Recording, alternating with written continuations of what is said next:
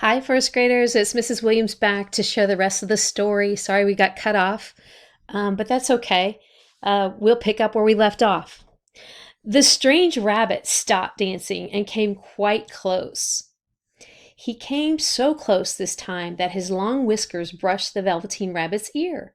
And then he wrinkled his nose suddenly and flattened his ears and jumped backwards. He doesn't smell right, he exclaimed. He isn't a rabbit at all. He isn't real. I am real, said the little rabbit. I am real. The boy said so. And he nearly began to cry.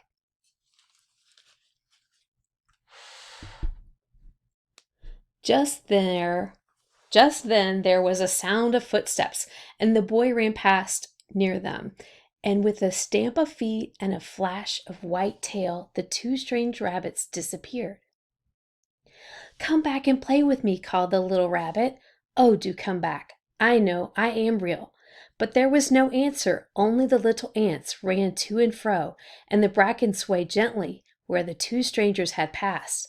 The Velveteen Rabbit was all alone.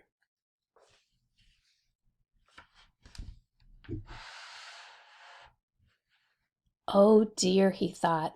Why did they run away like that? Why couldn't they stop and talk to me? For a long time he lay very still, watching the bracken and hoping that they would come back. But they never returned, and presently the sun sank lower, and the little white moths fluttered out, and the boy came and carried him home.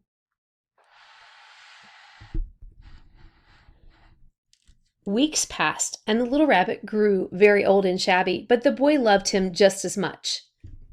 He loved him so hard that he loved all his whiskers off, and the pink lining to his ears turned gray, and his brown spots faded. He even began to lose his shape, and he scarcely looked like a rabbit any more, except to the boy. To him he was always beautiful, and that was all that the little rabbit cared about. He didn't mind how he looked to other people, because the nursery magic had made him real, and when you are real, shabbiness doesn't matter. And then one day the boy was ill. His face grew very flushed, and he talked in his sleep, and his little body was so hot that it burned the rabbit.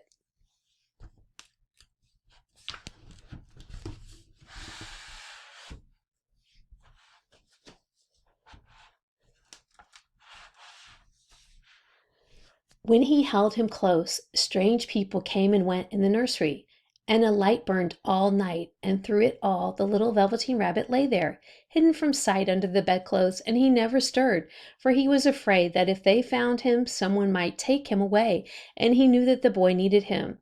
It was a very long, weary time for the boy was too ill to play, and the little rabbit found it rather dull with nothing to do all day. But he snugged down patiently and looked forward to the time when the boy should be well again, and they would go out in the garden amongst the flowers and the butterflies and play splendid games in the raspberry thicket like they used to. All sorts of delightful things he planned, and while the boy lay half asleep, he crept up close to the pillow and whispered them in his ear. And presently the fever turned and the boy got better. He was able to sit up in bed and look at picture books while the little rabbit cuddled close at his side. And one day they let him get up and dress. It was bright, sunny morning, and the windows stood wide open. They had carried the boy out onto the balcony, wrapped in a shawl, and the little rabbit lay tangled up amongst the bedclothes, thinking. The boy was going to the seaside tomorrow. Everything was arranged, and now it only remained to carry out the doctor's orders. They talked about it all while the little rabbit lay under the bedclothes with just his head peeping. And then here we have a picture of the two of them reading.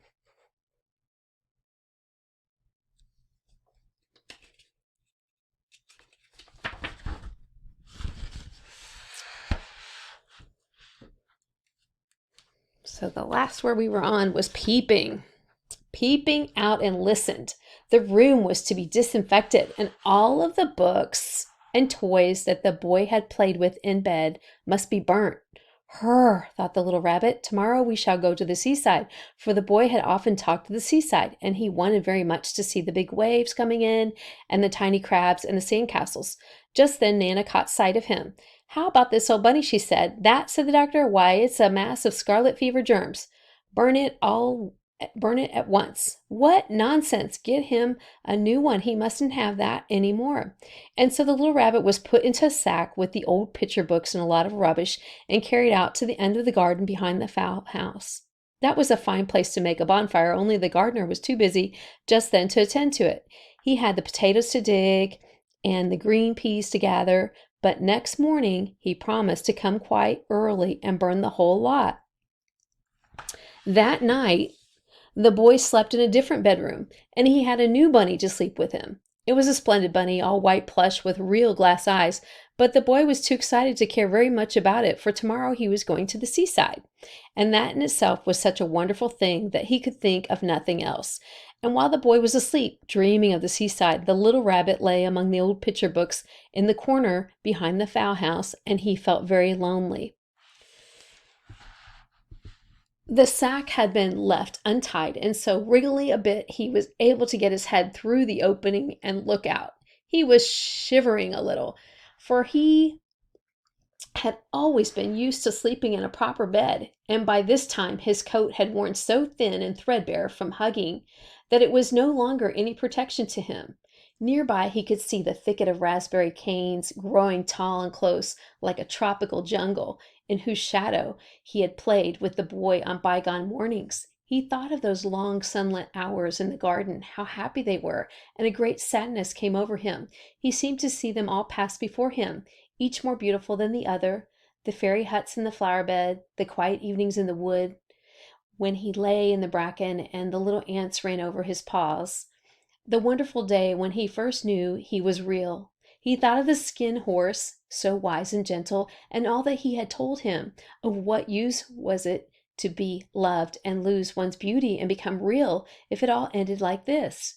And a tear, a real tear, trickled down his little shabby velvet nose and fell to the ground. And then a strange thing happened, for where the tear had fallen, a flower grew out of the ground, and a mysterious flower, not like any that grew in the garden. It had slender green leaves, the color of emeralds, and in the center of the leaves a blossom like a golden cup. It was so beautiful that the little rabbit forgot to cry and just lay there watching it. And presently the blossom opened, and out of it there stepped a fairy. So this is a picture of the fairy stepping out of the blossom, the flower blossom that the rabbit saw.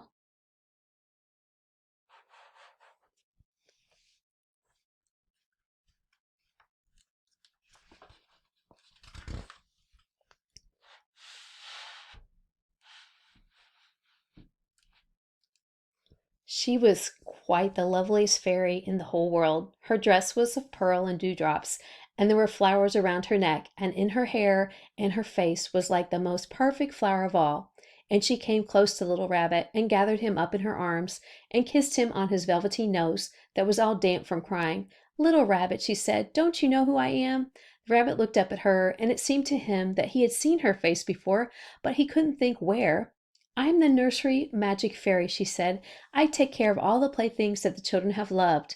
When they are old and worn out and the children don't need them any more, then I come and take them away with me and turn them into real." "Wasn't I real before?" asked the little rabbit. "You were real to the boy," the fairy said, "because he loved you.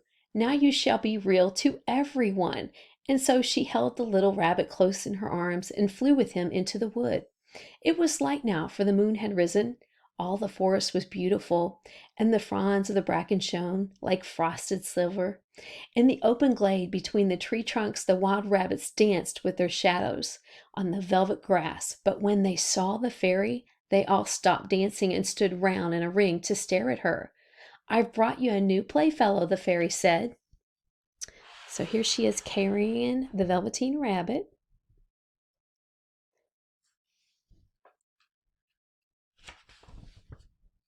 And here's a picture of all the real bunnies that she's going to put Velveteen with.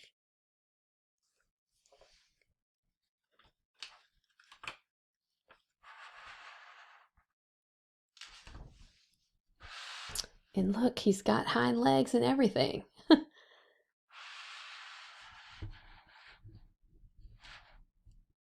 You must be very kind to him and teach him all he needs to know in Rabbitland, for he is going to live with you forever and ever." And she kissed little Rabbit again and put him down on the grass. "Run and play, little Rabbit," she said. But the little Rabbit sat quite still for a moment and never moved. For when he saw all the wild rabbits dancing around him, he suddenly remembered about his hind legs, and he didn't want them to see that he was made all in one piece. He did not know that when the fairy kissed him the last time, she had changed him altogether, and he might have sat there a long time, too shy to move, if just then something hadn't tickled his nose, and before he thought what he was doing, he lifted his hind toe to scratch it. And he found that he actually had hind legs. Instead of dingy velveteen, he had brown fur, soft and shiny, his ears twitched by themselves, and his whiskers were so long that they brushed the grass. He gave one leap, and the joy of using those hind legs was so great that he was springing about the turf on them, jumping sideways and whirling round as the others did, and he grew so excited that when at last he did stop to look for the fairy, she had gone. He was a real rabbit at last, at home with the other rabbits.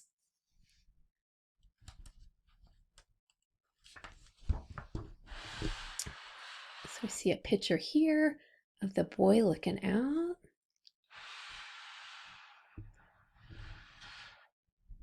Autumn passed, and winter and the spring.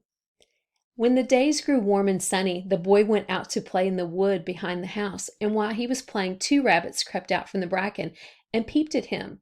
One of them was brown all over, but the other had strange markings under his fur, as though long ago he had been spotted, and the spots still showed through. And about his little soft nose and his round black eyes there was something familiar, so that the boy thought to himself, "Why, he looks just like my old bunny that was lost when I had scarlet fever."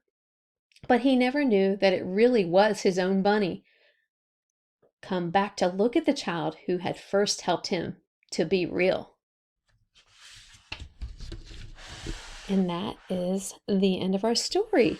And so I think the important thing about this story is to love people just as they are and to love them a lot. But anyhow, hope you have a great weekend, and I will talk to you later. Bye-bye for now.